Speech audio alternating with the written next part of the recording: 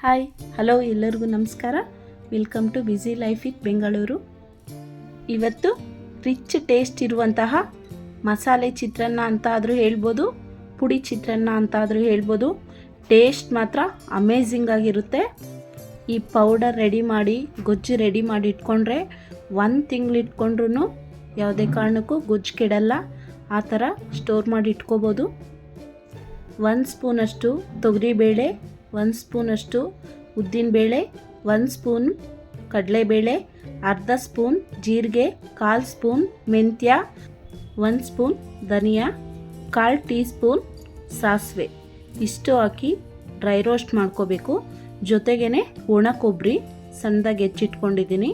ನಮ್ಮ ಖಾರಕ್ಕೆ ಅನುಗುಣವಾಗಿ ಒಣಮೆಣಸಿನ್ಕಾಯಿ ನಾನು 2 ಬೇಡಿಗೆ ತೊಗೊಂಡಿದ್ದೀನಿ. ಕಲರ್ಗೋಸ್ಕರ ಖಾರಕ್ಕೆ ಮಣಿಕಟ್ಟು ಮೆಣಸಿನ್ಕಾಯಿ ಹಾಕ್ತಾಯಿದ್ದೀನಿ. ಹಾಗೆಯೇ ಕೆಂಪಾಗೋ ತನಕ ಡ್ರೈ ರೋಸ್ಟ್ ಮಾಡ್ಕೋಬೇಕು. ಇದು ಚೆನ್ನಾಗಿ ಹುರ್ಕೊಂಡ್ರೇ ಫ್ಲೇವರ್ ಚೆನ್ನಾಗಿರುತ್ತೆ, ಗೊಜ್ಜು ಕೂಡ ತುಂಬ ಟೇಸ್ಟಿಯಾಗುತ್ತೆ.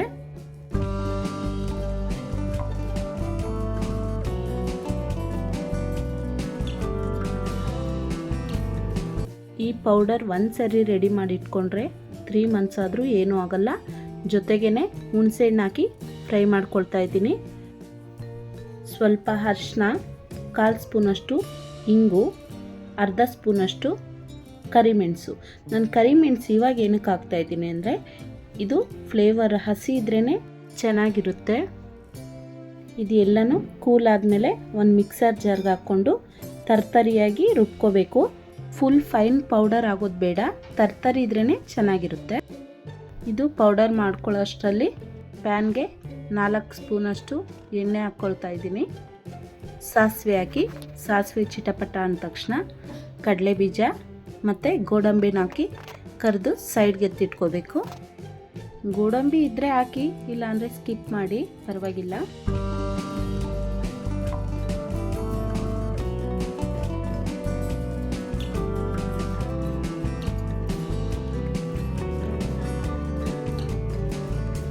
ನಂತರ ಅದೇ ಆಯಿಲ್ಗೆ ಸಣ್ಣದಾಗಿ ಹೆಚ್ಚಿಟ್ಕೊಂಡಿರುವಂತಹ ಬೆಳ್ಳುಳ್ಳಿ ಹಾಕ್ಕೊಳ್ತಾ ಇದ್ದೀನಿ. ಜಜ್ಜಿ ಕೂಡ ಹಾಕ್ಕೋಬೋದು. ಈ ಥರ ಕಟ್ ಮಾಡಿ ಇಟ್ಕೊಂಡ್ರೆ ಚಿಕ್ಕದಾಗಿ ಚೆನ್ನಾಗಿರುತ್ತೆ.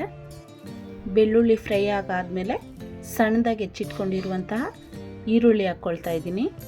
ಈ ಚಿತ್ರಾನ್ನದಲ್ಲಿ ಒಂದೊಂದು ಅಗ್ಲಿಗೂ ಒಂದೊಂದು ಈರುಳ್ಳಿ ಸಿಕ್ಕಿದ್ರೆ ಟೇಸ್ಟ್ ಚೆನ್ನಾಗಿರುತ್ತೆ. ಈರುಳ್ಳಿ ಫ್ರೈ ಆಗಾದಮೇಲೆ ನಾವೇನು ರುಬ್ಬಿಟ್ಕೊಂಡಿದ್ದೀವಿ ಪೌಡರ್, ಅದನ್ನು ಹಾಕಿ ಅರಿಶಿನ ಹಾಕಿ ಚೆನ್ನಾಗಿ ಫ್ರೈ ಮಾಡ್ಕೊಳ್ತಾ ಇದ್ದೀನಿ. ಹಾಗೆಯೇ ಉಪ್ಪು, ಹುಳಿ, ಖಾರ ಎಲ್ಲ ಬ್ಯಾಲೆನ್ಸ್ ಆಗಲಿ ಅಂತ ಅರ್ಧ ಸ್ಪೂನಷ್ಟು ಸಕ್ಕರೆ ಕೂಡ ಹಾಕ್ಕೊಳ್ತಾ ಇದ್ದೀನಿ. ಈ ಟೈಮಲ್ಲೇ ರುಚಿಗೆ ತಕ್ಕಷ್ಟು ಉಪ್ಪು ಹಾಕ್ಕೊಳ್ತಾ ಇದ್ದೀನಿ. ಇಷ್ಟಾದರೆ ನಮ್ಮ ಗೊಜ್ಜು ಆಲ್ಮೋಸ್ಟ್ ಫಿನಿಶ್ ಆಯ್ತಂತ. ಸ್ಟವ್ ಆಫ್ ಮಾಡಿಬಿಟ್ಟು ಸಣ್ಣದಾಗಿ ಹೆಚ್ಚಿಟ್ಕೊಂಡಿರುವಂತಹ ಕೊತ್ತಂಬರಿ ಸೊಪ್ಪು ಹಾಕಿ ಸ್ವಲ್ಪ ಗೊಜ್ಜು ಕೂಲ್ ಆಗಾದಮೇಲೆ ಕಡಲೆ ಬೀಜ, ಗೋಡಂಬಿ ಮೊದಲೇ ಏನು ಫ್ರೈ ಮಾಡಿ ಇಟ್ಕೊಂಡಿದ್ವಿ ಅದನ್ನು ಹಾಕ್ಕೊಳ್ಬೇಕು. ಹಾಕಿಬಿಟ್ಟು ಅನ್ನ ಮಿಕ್ಸ್ ಮಾಡಿದ್ರೆ ಟೇಸ್ಟಿಯಾಗಿರುವಂತಹ ಮಸಾಲ ಚಿತ್ರಾನ್ನ ಅಥವಾ ಪುಡಿ ಚಿತ್ರಾನ್ನ ತುಂಬ ರುಚಿಯಾಗಿ ರೆಡಿ ಇರುತ್ತೆ. ಈ ವಿಡಿಯೋ ಇಷ್ಟ ಆಗಿದರೆ ಎಲ್ಲರೂ ಕೂಡ ಒಂದು ಲೈಕ್ ಮಾಡಿ, ಶೇರ್ ಮಾಡಿ, ಕಮೆಂಟ್ ಮಾಡಿ, ದಯವಿಟ್ಟು ಸಬ್ಸ್ಕ್ರೈಬ್ ಮಾಡಿ ವಿಡಿಯೋ ನೋಡಿ. ಸಬ್ಸ್ಕ್ರೈಬ್ ಮಾಡಿದ ತಕ್ಷಣ ಬೆಲ್ ಬಟನ್ ಕ್ಲಿಕ್ ಮಾಡಿ ಆಲ್ ಅನ್ನೋ ಆಪ್ಷನ್ ಸೆಲೆಕ್ಟ್ ಮಾಡ್ಕೊಳ್ಳಿ.